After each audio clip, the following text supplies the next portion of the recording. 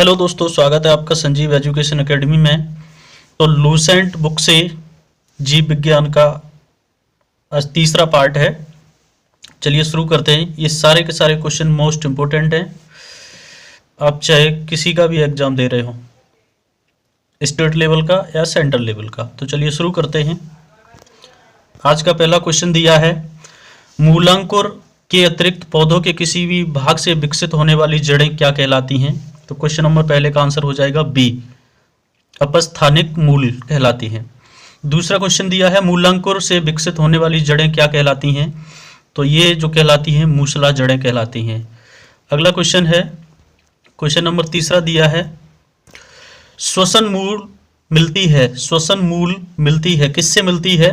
तो तीसरा का सी ऑप्शन हो जाएगा, जूसिया में मिलती है। आगे क्वेश्चन है, डहेलिया की जड़ें, क्वेश्चन नंबर तीसरा दिया है, डहेलिया की जड़ें होती हैं, किसकी होती हैं? तो क्वेश्चन नंबर चौथा का आंसर है ए, कंदिल एवं पुलकित। ऊपर रोही मूल मिलते हैं, ऊपर रोही मूल मिलती हैं, कहाँ मिलती है? क्वेश्चन नंबर 5 का जो आंसर है वो हो जाएगा सी, आर्किडिस में। क्वेश्चन नंबर 6 है, न्यूमेटाफोर श्वसन मूल प्राय मिलती है, तो किस में मिलती है? तो 6 का जो आंसर होगा वो होगा मैंग्रोव पादपों में मिलती है, सी ऑप्शन हो जाएगा इसका। आगे क्वेश्चन दिया है, आर्किडस में विलोपन जड़ें होती हैं, आर्किडस में विलोपन जड़ें होती हैं, तो 7 का आंसर हो जाएगा सी, नमी और अवशोषित करने के लिए। क्वेश्चन नंबर 8 है, निम्न में से कौन सा जड़ नहीं है? 4 ऑप्शन दिए हैं, इसमें से कौन सा जड़ नहीं है? तो 8 का आंसर हो जाएगा ए, आलू जड़ नहीं है।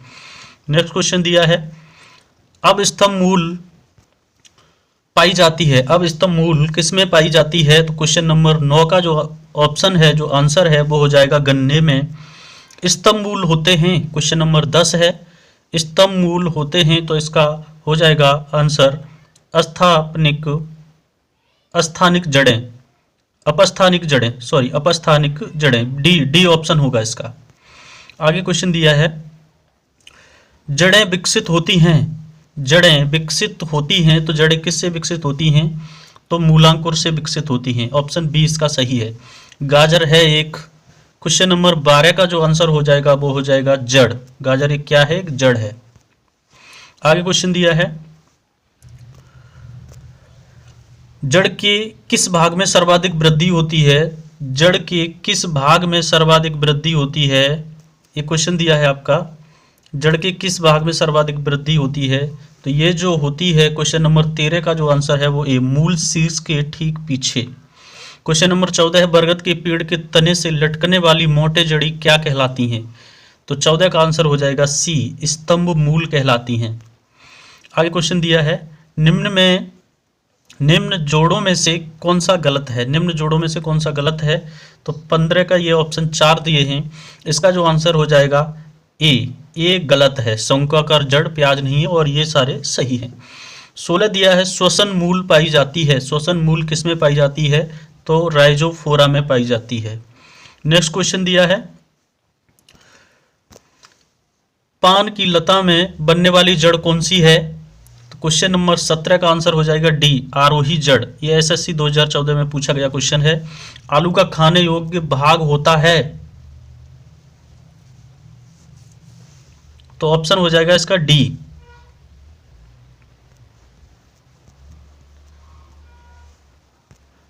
आगे क्वेश्चन दिया है, पर्णकाय स्तंभ एक रूपांतरण है, 19, क्वेश्चन नंबर 19 है, इसका आंसर हो जाएगा बी, तना। नागफनी में प्रकाश संश्लेषी कार्य होता है, तो 20 का आंसर हो जाएगा बी, पर्णकाय स्तंभ द्वारा। नेक्स्ट क्वेश्चन दिया है, निम्नलिखित में से कौन सा एक तना है? निम्नलिखित में से कौन सा एक तना है? तो 21 का जो आंसर होगा ए, आलू एक तना है। पत्ता गोभी खाद्य पदार्थ का संग्रह कहाँ करता है? तो खाद्य पदार्थ का संग्रह जो पत्ता गोभी है वो कहाँ करता है? तो डी, पत्तियों में करता है। ये भी एसएससी 2014 में क्वेश्चन पूछा गया है। नेक्स्ट क्वेश्चन दिया है, आलू भूमिगत रूपांतरित तना होता है जिसे कहा जाता है, आलू भूमिगत रूपांतरित तना होता है जिसे कहा जाता है, तो 23 का जो आंसर हो जाएगा वो हो जाएगा डी, यानी कि कंद। निम्नलिखित में से क्या तने का रूपांतरित नहीं है? 4 ऑप्शन दिए हैं, क्वेश्चन नंबर 24 का शकरकंद का कंद, सी। 25 है, निम्न में से कौन सा तना है?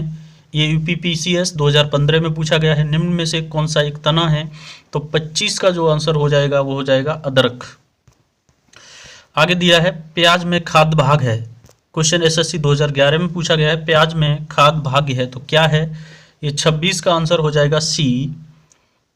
26 का जो आंसर होगा वो सी होगा, तना। 27 है, निम्न में से कौन सा रूपांतरित तना है? तो 27 का आंसर हो जाएगा डी, यानी कि आलू। आगे क्वेश्चन दिया है निम्न में से किसकी पत्ती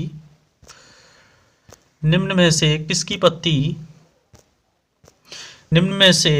किसकी पत्ती में पर्णदल प्राय न्यूनीकृत होता है? तो 28 का जो आंसर हो जाएगा वो हो जाएगा डी, शुकोद्भिद में। कैक्टस में सूल किसका रूपांतरण है? कैक्टस में सूल किसका रूपांतरण है? तो 29 का आंसर हो जाएगा सी, यानी कि पत्ते।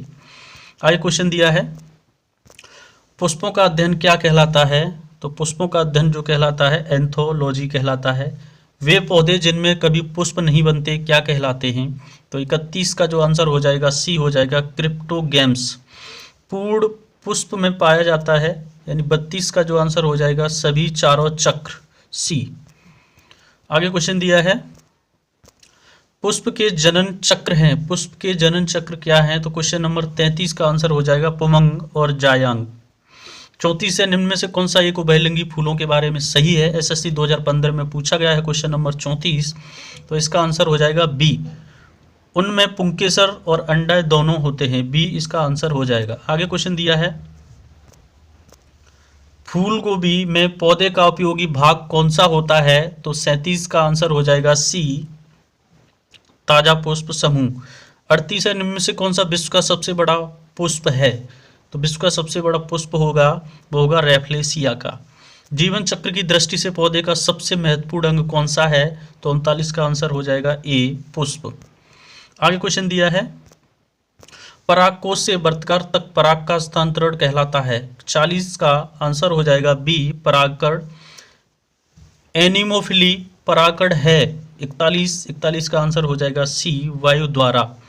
एंटमोफिली परागकण है तो बी, 42 का आंसर हो जाएगा बी, कीटों द्वारा। आगे क्वेश्चन दिया है चमगादड़ों द्वारा परागकण क्या कहलाता है? 43 का आंसर हो जाएगा डी, चिरोप्टोरोफिली। 44 है, जूरफिली परागकण होता है, तो 44 का जो आंसर हो जाएगा ए, जंतुओं द्वारा। क्वेश्चन नंबर 45 दिया है आर्थोफिली परागकण होता है, तो 45 का जो आंसर होगा ए, पक्षियों द्वारा।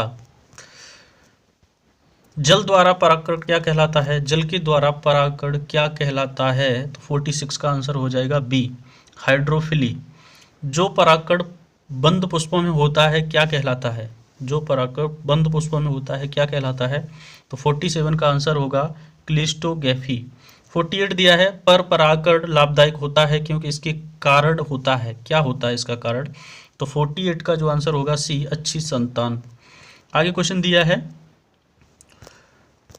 वर्तिकाग्र सदैव खुरदरा एवं चिपचिपा होता है, तो 49 का आंसर हो जाएगा बी, कीट परागित पुष्पों में। क्वेश्चन नंबर 50 है घोंगे द्वारा परागकण क्या कहलाता है? तो 50 का जो आंसर होगा वो हो जाएगा डी, मेलेकोफिली। तो बस आज के लिए इतना ही। वीडियो मेरी अच्छी लगी हो तो मेरे चैनल को सब्सक्राइब, लाइक, शेयर, कमेंट।